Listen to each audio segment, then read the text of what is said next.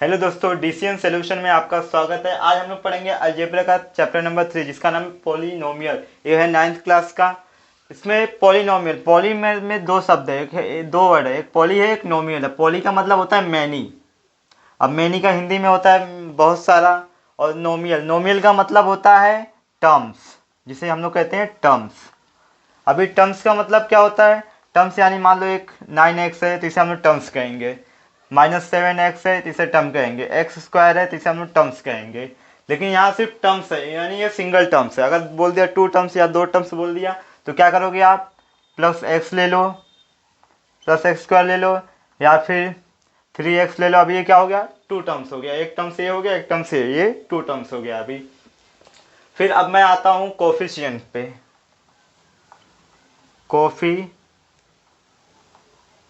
Coefficient coefficient पढ़ाने से पहले मैं आपको वेरिएबल बता देता हूँ।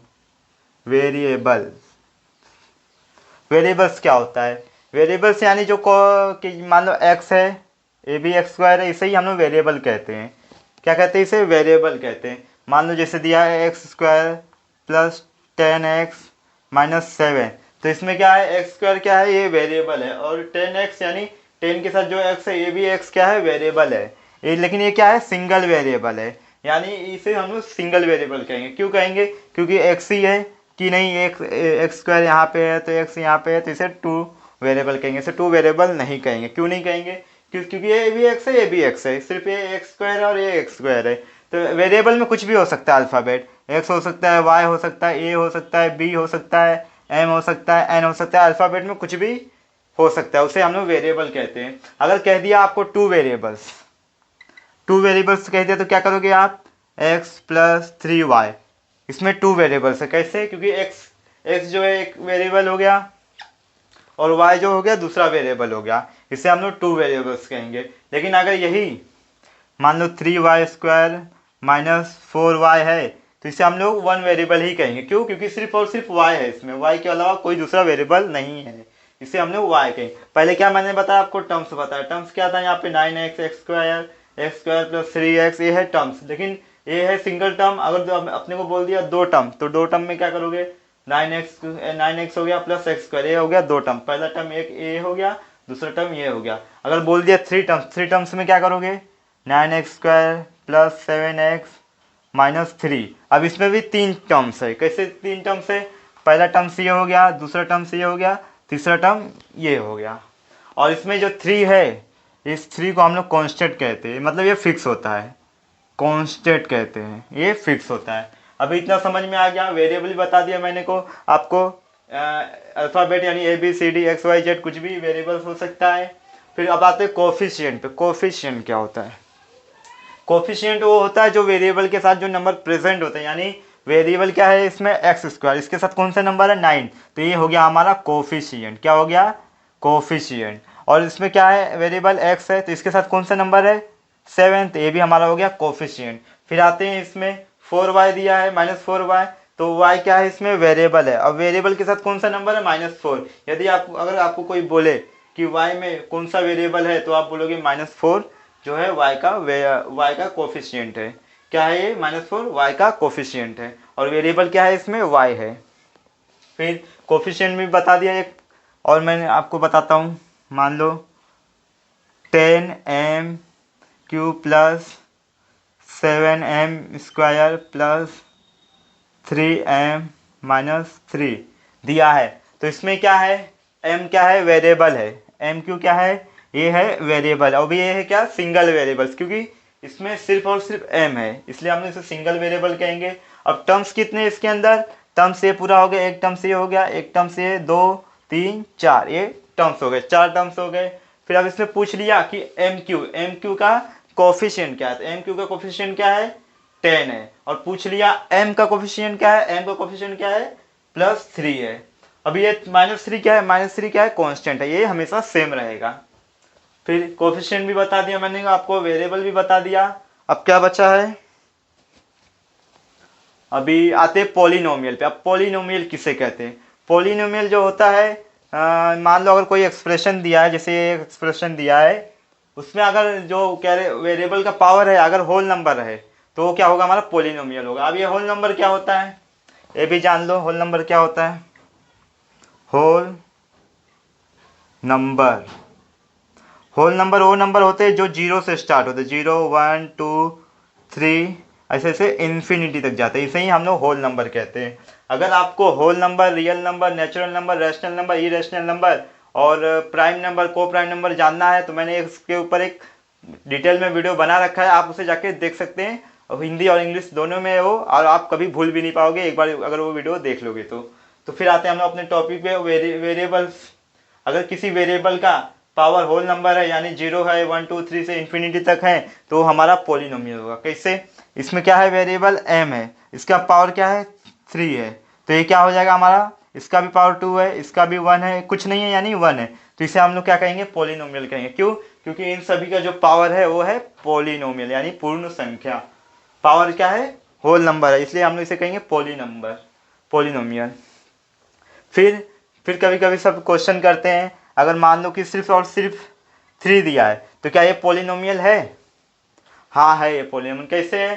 3 है, अगर मैं इसका मल्टीप्लाई 1 में करूँ तो कुछ फर्क पड़ेगा क्या? नहीं, यानी ये 3 रहेगा, मल्टीप्लाई अगर इसका 1 में करूँगा 3 रहेगा। लेकिन अगर 1 को मैं अगर x का पावर 0 लिखूँ तो क्या ये ऐसे हो जाएगा? हाँ हो जाएगा। क्यों? किसी भी वेरिएबल का पावर, चाहे वो a हो, b हो, z हो, अगर उसका पावर 0 है तो उसका मतलब उसका आंसर क्या होगा, 1 होगा। क्या होगा? 1 होगा। और कोई भी नंबर यानी 1 से लेके इन्फिनिटी तक कोई भी नंबर ले लो, अगर मान लो 100 है, अगर उसका पावर 0 है तो उसका जो आंसर होगा 1 होगा। वैसे ही अगर ये 3 इंटू 1 है तो 1 की जगह मैं x का पावर 0 रख सकता हूँ, या फिर a का पावर 0 रख सकता हूँ, तो ये क्या हो जाएगा हमारा, पोलिनोमियल। क्यों हो जाएगा? क्योंकि ये जो पावर है 0, ये हमारा क्या है, होल नंबर है। और मैंने आपको अभी बताया, अगर किसी भी एक्सप्रेशन में वेरिएबल का पावर होल नंबर है, होल नंबर यानी 0 1 2 से इन्फिनिटी तक है, तो हमारा क्या होगा, पोलिनोमियल होगा। अब करके दिखाता हूँ एक दो और एग्जांपल। मान लो दिया है -7x³ + 3। अब ये पोलिनोमियल है कि नहीं चेक करते। इसमें वेरिएबल क्या है, x, इसका पावर क्या है, 3। अब 3 होल नंबर है क्या? हाँ है, तो ये क्या हो जाएगा हमारा, पोलिनोमियल। फिर अब जैसे मान लो दिया है, एग्जांपल एक और ले लो, 10x-3 + 7x-1। तो अब ये पोलिनोमियल है कि नहीं कैसे पता चलेगा? इसमें क्या वेरिएबल है, x का पावर क्या है, -3। अभी ये -3 जो है ये होल नंबर है क्या? नहीं है। क्यों नहीं है? क्योंकि होल नंबर सिर्फ और सिर्फ 0 होता है, और 1 से लेके इन्फिनिटी तक सारे पॉजिटिव नंबर होते हैं, वो होल नंबर होते हैं। तो यानी कि ये होल नंबर नहीं है, तो फिर इसका मतलब क्या हो गया कि ये हमारा पोलिनोमियल नहीं है। फिर अब अगर आते हैं हम लोग,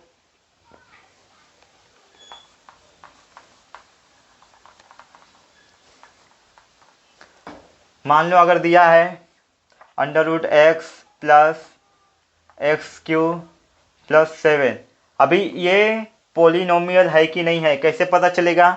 हम लोग क्या करते हैं, इसका पावर अगर मैं इसको सॉल्व करता हूँ तो ये ऐसा हो जाएगा, x का पावर 1/2 + x³ + 7।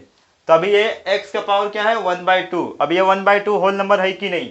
नहीं है होल नंबर। क्यों नहीं है? क्योंकि होल नंबर सिर्फ और सिर्फ 0 से लेके 0 1 2 से इन्फिनिटी तक होने। डिवाइड में नंबर अगर है तो वो होल नंबर नहीं होता है, अगर निगेटिव नंबर है तो भी होल नंबर नहीं होता है। इसलिए क्या है, डिवाइड में है, तो इसलिए क्या ये हमारा होल नंबर नहीं है, तो इसलिए ये पोलिनोमियल नहीं होगा। क्या नहीं होगा? पोलिनोमियल नहीं होगा, नो पोलिनोमियल। फिर एक एग्जांपल मैं और आपको बता देता हूँ।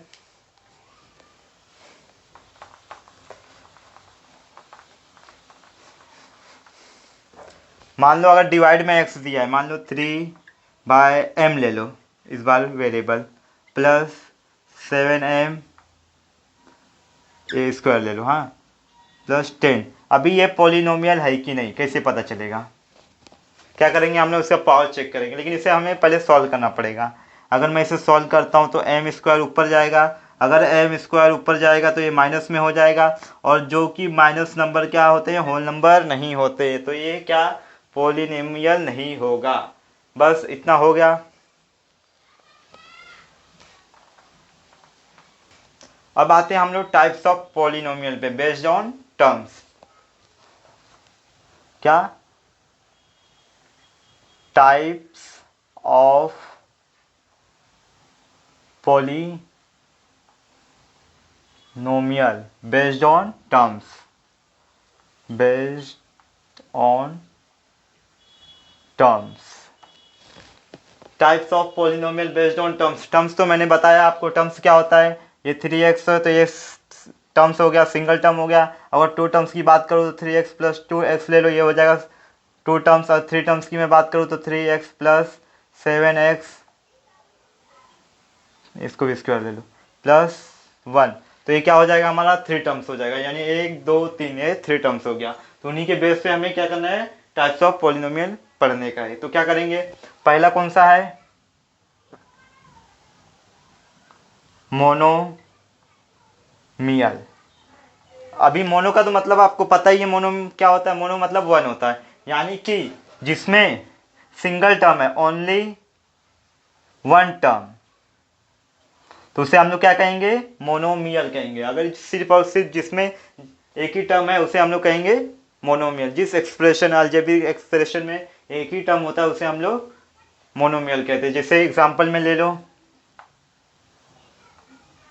एक्स का स्क्वायर 7x एक्स माइनस 10 ले लो, ये भी एक टर्म्स है। क्यों टर्म्स है, क्योंकि अगर मैं इसका मल्टीप्लाई 1 में करूँगा तो अगर फिर से मैं ऐसे भी लिख सकता हूँ -10 इंटू, इसे एक्स का पावर 0 भी लिख सकता हूँ, तो ये भी एक टर्म्स हो जाएगा। तो फिर क्या ये हो जाएगा -10 एक्स का पावर 0, और 0 है यानी ये पोलिनोमियल है। ये हो गया मोनोमियल। फिर दूसरा आता है हमारा बायनोमियल। बायनोमियल, अब बायनोमियल यानी बाय का तो मतलब आपको पता ही है, दो होता है। यानी कि हम लोग सिंपल भाषा में कह सकते हैं कि जिसमें दो टर्म्स होते हैं उसे हम लोग बायनोमियल कहते हैं। क्या कहेंगे, टू टर्म्स, टू टर्म्स जिसमें रहेंगे उसे हम लोग बायनोमियल कहेंगे। एग्जाम्पल में ले लो, 3x² प्लस 7 ले लो, या फिर 7x माइनस 10 ले लो, या फिर m क्यू प्लस 7 ले लो। ये भी हो जाएगा बायनोमियल, क्योंकि इसमें दो टर्म्स है। अब तीसरे पे आते हैं, तीसरा होता है ट्राइनोमियल। अब ट्राइनोमियल यानी ट्राई, आपको नाम से ही पता चल रहा है, ट्राई यानी तीन, यानी कि सिंपल भाषा में बोल सकते हैं जिसमें तीन टर्म्स होते हैं उसे हम लोग ट्राइनोमियल कहते हैं। थ्री टर्म्स होते हैं उसे हम लोग कहते हैं ट्राइनोमियल। एग्जाम्पल में ले लो इसका, 3x² माइनस 7x प्लस 10, एक एग्जाम्पल हो गया, ये हो गया, एक टर्म ये हो गया, एक टर्म ये, तीन टर्म हो गए। फिर आता हूँ m² प्लस m प्लस 7, ये भी हो गया ट्राइनोमियल, हो गया इतना। अब आगे चलते हैं।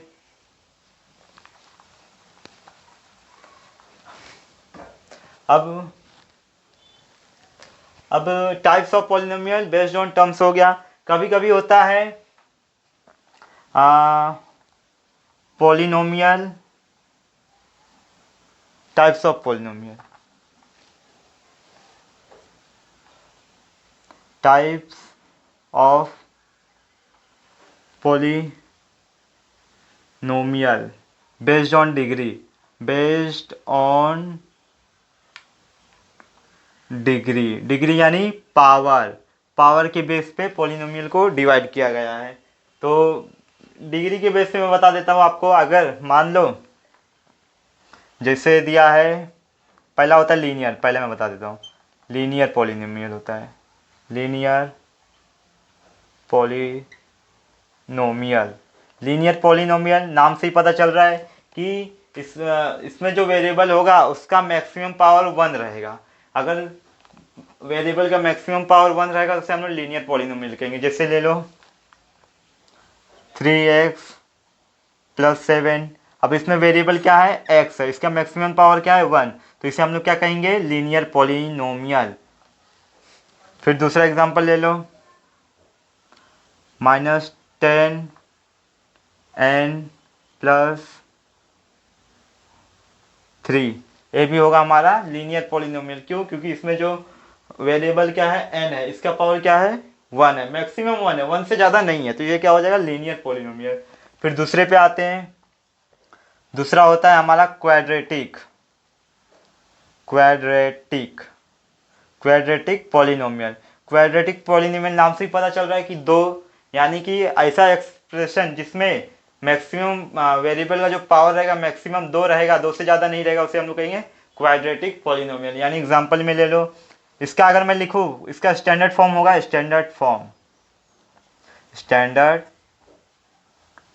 स्टैंडर्ड फॉर्म होगा ए एक्स प्लस बी, यानी कि ये ए क्या है, हमारा कोफिशिएंट है, तो एक्स है, एक्स का पावर क्या है, 1, तो यानी कि ये स्टैंडर्ड फॉर्म कैसे हो गया, लीनियर का स्टैंडर्ड फॉर्म होगा। क्यों, क्योंकि उसमें जो वेरिएबल है उसका पावर मैक्सिमम 1 है।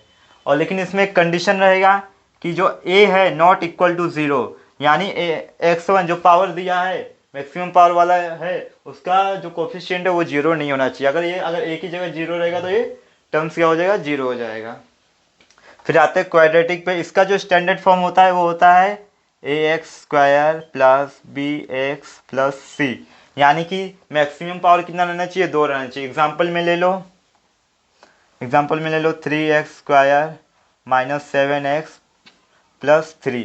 अब इसमें वेरिएबल 2 है, एक ही, 2 नहीं, एक ही है, लेकिन 2 जगह है सेम वेरिएबल, एक एक्स स्क्वायर है, एक एक्स है। तो इसमें मैक्सिमम पावर कितना है, इधर तो 1 है, यहाँ पे 2 है, यानी 2 से ज़्यादा पावर नहीं है, तो ये क्या हो जाएगा, क्वाड्रेटिक पॉलिनोमियल। एक एग्जांपल और ले लो, 10y square plus 7y minus 1, इसमें भी मैक्सिमम पावर 2 है, तो ये हो गया क्वाड्रेटिक पॉलिनोमियल। अब तीसरे पे आते हैं। तीसरा होता है क्यूबिक। क्यूबिक नाम से ही पता चल रहा है, क्यूबिक पॉलिनोमियल। इसका स्टैंडर्ड फॉर्म क्या होता है, a x cube plus b x square plus c x plus d, ये इसका होता है स्टैंडर्ड फॉर्म। क्यूबिक यानी मैक्सिमम वेरिएबल का मैक्सिमम पावर डिग्री कितना होना चाहिए, 3 होना चाहिए। अगर 3 से ज़्यादा नहीं है तो वो क्या होगा, हमारा क्यूबिक पॉलिनोमियल। देख लीजिए, इसका मैक्सिमम पावर 3 है, 3 से ज़्यादा कहीं है क्या, नहीं। तो इसमें एग्जांपल मैं दे देता हूँ आपको। मान लो दिया है 9x³ minus 7x square plus 2x minus 1। अब इसमें मैक्सिमम पावर कितना है, 3 है।